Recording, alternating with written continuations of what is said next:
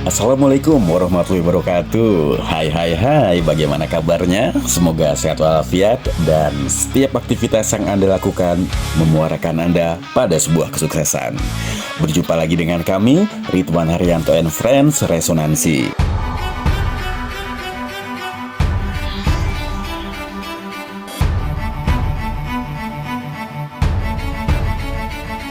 Pemerintah kembali ingkar atas janjinya untuk menyelesaikan tenaga honorer menjadi ASN pada tahun ini. Setidaknya lebih dari 2 juta honorer yang sudah terdata di Pangkalan Data Badan Kepegawaian Nasional (BKN) akan diterima menjadi P3K setelah menjalani proses seleksi pada akhir tahun 2024 lalu. Sementara honorer yang belum terdata di BKN namun sudah bekerja lebih dari 2 tahun saat ini masih menjalani proses seleksi pada tahap kedua. Ironisnya, janji pemerintah dalam hal Kementerian Pendayagunaan Aparatur Negara yang akan mengangkat honorer hasil seleksi tahap 1 pada sekitar Maret dan April tahun ini kembali diingkari. Sebagian orang berpepatah dengan candaan, tidak ada petir, tidak ada hujan, akhirnya tidak ada apa-apa. Menteri Pendayagunaan Aparatur Negara dan Reformasi Birokrasi Menpan-RB Rini Widiantini mengungkapkan, pemerintah memutuskan untuk melakukan penundaan jadwal pengangkatan calon aparatur sipil negara (ASN). Menurutnya, pemerintah mengusulkan dilakukan penyesuaian jadwal pengangkatan CASN sebagai pegawai ASN dengan perkiraan pengangkatan pada akhir 2025 atau di awal 2026.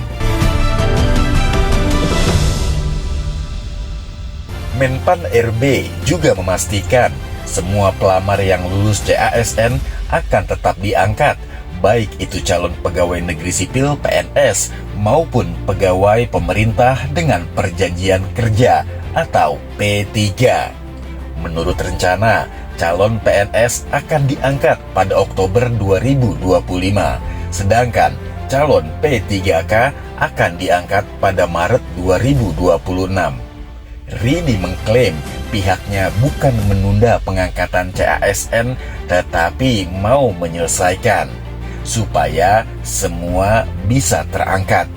Menurut dia, keputusan ini sudah disepakati bersama Komisi 2 DPR. Rini juga membantah alasan penundaan pengangkatan ini dikarenakan efisiensi anggaran, tetapi dalam rangka menyelesaikan yang belum mengumumkan dan sebagainya. Bapak dan Ibu sekalian, setelah mencermati hasil pengadaan CASN komitmen yang kita laksanakan, kami laporkan rencana tindak lanjut bahwa dengan mempertimbangkan kebutuhan penataan dan penempatan ASN untuk mendukung berbagai program prioritas pembangunan dan menjawab secara tuntas berbagai tantangan yang muncul dalam proses pengadaan CASN, penataan ASN nasional secara menyeluruh dan adanya usulan penundaan seleksi dari beberapa daerah, pemerintah mengusulkan untuk dilakukan penyesuaian jadwal pengangkatan CASN sebagai pegawai ASN dengan perkiraan pengangkatan pada akhir 2025 atau di awal 2026. Memastikan bagi pelamar yang telah mengikuti dan dinyatakan lulus selesai CASN tetap diangkat sebagai pegawai ASN. Di sisi lain, anggota Komisi 2 DPR menilai penundaan tersebut sudah menunjukkan pelanggaran atas Undang-Undang ASN. Namun, ternyata pemerintah dalam hal ini Menpan-RB memberikan dalih lain dalam masalah pengangkatan ASN.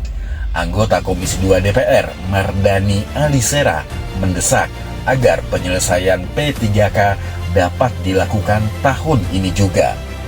Desakan ini karena sudah lamanya janji-janji yang diberikan pemerintah kepada para honorer.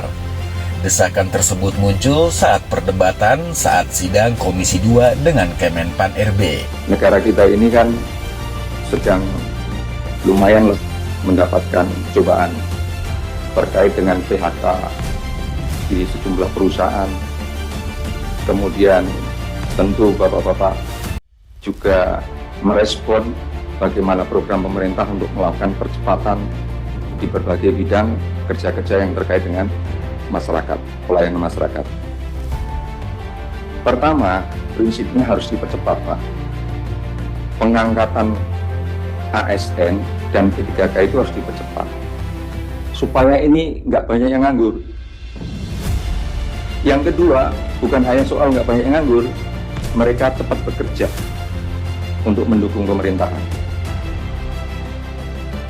Jadi kalau kami usul itu, pengangkatannya itu bisa Oktober 2025 untuk yang ASN. Kemudian yang P3K Maret 2026. Gitu. Jadi negara, pemerintah ini membantu keadaan supaya cepat-cepat orang bisa beraktivitas, berproduktivitas, sekaligus mendukung kerja-kerja pemerintah. Dalam sidang itu, Menteri meminta penyelesaian CPNS pada Maret 2026, sedangkan P3K pada Oktober 2026. Jadi kita pengen secara tegas, kalau di 2026 itu di bulan apa, kira-kira begitu Pak Tovan ya, sehingga ada kejelasan waktunya. Jadi nanti 2026 ternyata 2026 di Desember ya hampir juga 2027. Jadi kita pengen ketegasan waktunya, terus kemudian nanti kita tawarkan ke teman-teman, kita cari solusi yang terbaik. Baik Pak, kalau diizinkan Pak, untuk yang CPNS kalau bisa kami selesaikan pada Maret 2026, sedangkan untuk P3K Oktober 2026. Izin Bapak, dengan tadi beberapa persoalan yang sedang kami hadapi.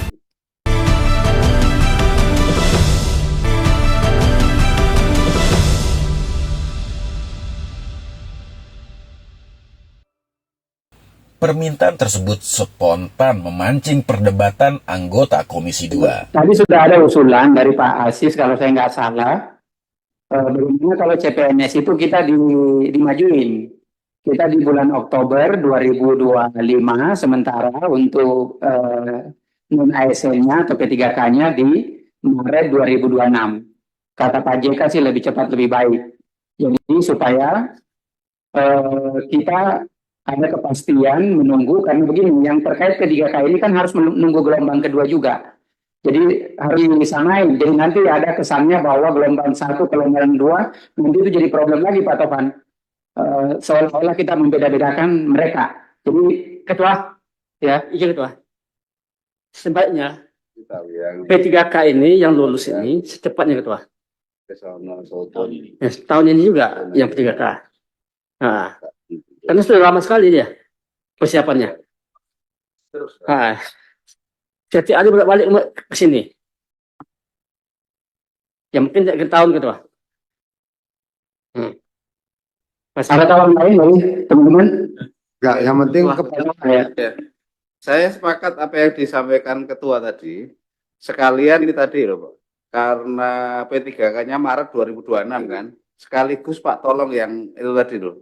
Yang formasi-formasi suruh buka. Formasi-formasi yang mungkin belum dibuka oleh pemerintah daerah. Sebenarnya dengan himbauan dari perintah. Saya nggak tahu himbauan atau perintah atau gimana. Tapi kalau BKN ke pemerintah daerah ya nggak bisa perintah soalnya himbauan. Yang perintah mungkin Kementerian Dalam Negeri, makanya koordinasi dengan Kementerian Dalam Negeri. Itu Pak. Yang lain? enggak pimpinan tambahan ya pimpinan. Begitu. Ya artinya kalau Bu Menteri sudah memberikan kepastian di Maret 2026, ini harus segera dilaksanakan lalu koordinasi dengan Kementerian Dalam Negeri agar kawan-kawan di daerah bisa membayar gaji mereka melalui barang dan jasa yang secara aturan sudah dilarang melalui Undang-Undang Nomor 20 Tahun 2023. Ini yang jadi masalah Bu ini.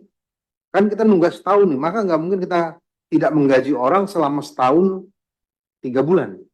Berarti kan kalau 12 bulan tambah 3 bulan, 15 bulan tanpa gaji, alangkah kejam kita dengan mereka. Karena apa? Undang-Undang ASN melarang membayar mereka. Ini kan harus dicari terobosan hukumnya agar pemerintah daerah tetap bisa membayar melalui barang dan jasa. Ini harus dipikirkan bersama ini, jangan kita mundur-mundur jadwalnya. Ada orang yang hampir 1 juta orang ini nanti nggak dibayar selama 15 bulan ke depan. Nah ini kalau 1 juta orang semuanya berdoa dengan kita, sial kita nih Bu. Jangan sampai kita, ini ada Pak Kiai di belakang, Jangan sampai kita didoain jelek oleh 900 juta orang. Itu aja. Terima kasih pimpinan. Sudah puluhan tahun, honorer terus diberi janji-janji manis. Namun realisasinya terus ada berbagai argumen untuk dilakukan penundaan atau pembatalan. Pertanyaannya adalah, apakah honorer hanya sekedar menjadi sapi perahan? Hanya diberikan janji-janji manis saat menjelang pemilu dan pilkada? Hanya sekedar menambah perolehan suara demi merebut kekuasaan? Alangkah teganya ini nasib anak bangsa. Mereka punya keluarga dan anak yang butuh biaya sekolah. Padahal pemerintah berkeinginan meningkatkan generasi penerus. Bagaimana anak mereka, para honorer, bisa bersekolah di tengah-tengah biaya yang sangat tinggi?